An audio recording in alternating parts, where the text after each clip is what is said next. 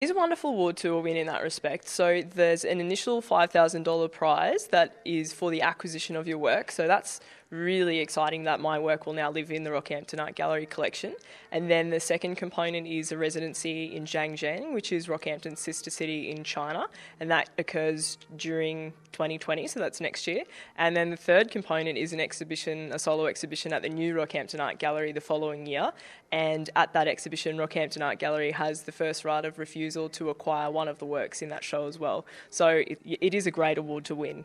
Gives you so many opportunities. How do you feel about going over to work for a while in China? Oh, I feel thrilled, especially because I mainly am an artist who draws and makes work on paper, and paper making really originated in China, like certain kinds of paper making. So I'm hoping I could see some traditional paper making, and calligraphy obviously is a huge part of Chinese arts and culture, and I make drawings in ink quite a lot, so I'm really, really hoping that I'll be able to get something from those traditional Chinese art forms and maybe bring it back myself. So I'm really excited about going to China. So your work is a massive one. It's very beautiful. Can you explain the story behind this? Because it is telling a story. Sure. I guess it tells a few different stories on a few different levels. It's called Songs of Suburbia and Subtropical Poems, and here at the Rockhampton Art Gallery it takes the form of kind of 3 panels that are displayed above each other, but ideally it'd be displayed in a continuous 9-metre long single line, and I guess that's with the intention of treating it like a gigantic visual storybook. And it begins in the morning in my nana's backyard and progresses through other people's backyards in different places around Rockhampton until it ends in the front yard of the house that I currently live in, where it's nighttime. So as the work progresses, it moves from night to day. And there's also sort of an autobiographical element in there as well, with it beginning at Nana's house, where I lived for a couple of years, and then finishing at the house that I live in now. And I suppose the imagery in it, all of the things that I've drawn are either something that I've seen or something that reminds me of something that I've seen while I'm walking or driving around Rocky. So that's also why there's such a strong sense of motion, linear motion throughout the piece. It's trying to move you along like you're coming on the journey with me. And lots of things that are either funny or a bit strange or absurd or maybe even iconic or emblematic of what I think of when I think of Rocky. A sense of place is always so strong in your work.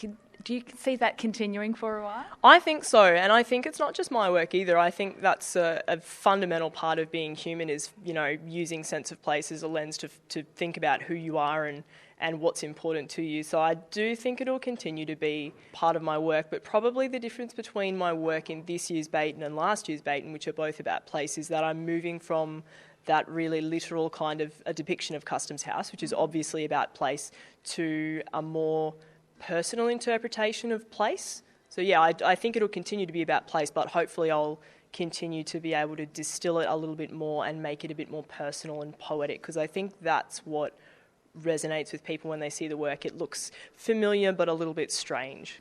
And you've chosen to work in, what's this medium? Is this ink, all ink? This is India ink, and you'll see if you go up close that it gets this sort of lovely, really dark, hard, plasticky, shiny surface. So it's that really kind of dense black ink. And that's what I like about it most, is that it's got almost a physical presence when it dries. It sits up off the paper and it doesn't soak in. So that's the whole work is ink on paper.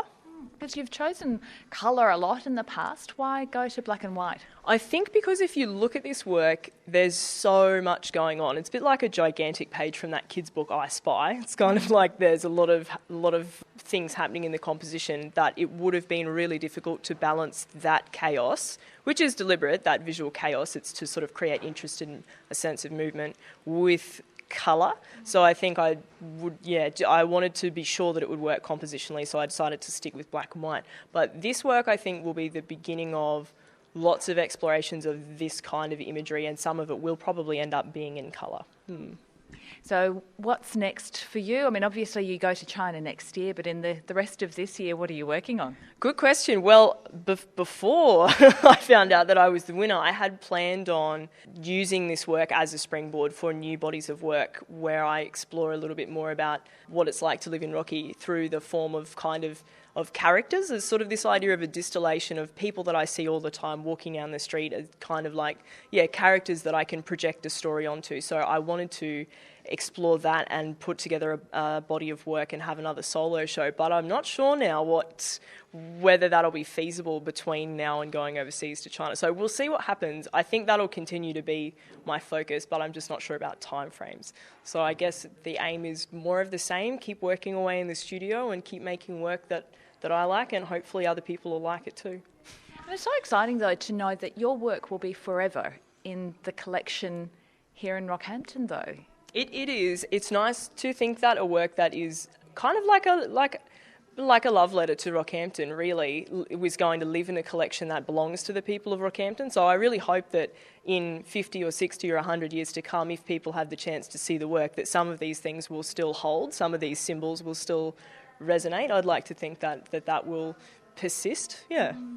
And honestly, it's amongst some very fine work here too in the Bayton this year. There was a lot to choose from. Most certainly. There are 24 other finalists in this exhibition, and I really don't envy the people who had to judge the show. There are some very, very strong works in here, and I think too you can see common themes coming through, and I think place, as we mentioned in my work, all of the works surrounding mine also deal with place. So there must be something about Rocky, you know, that the artists who live here want to respond to. But it is a very strong exhibition. I think it shows a few things, the rigour and the diversity and the depth of artistic practice here in Central Queensland. And I'm really proud to be among these finalists.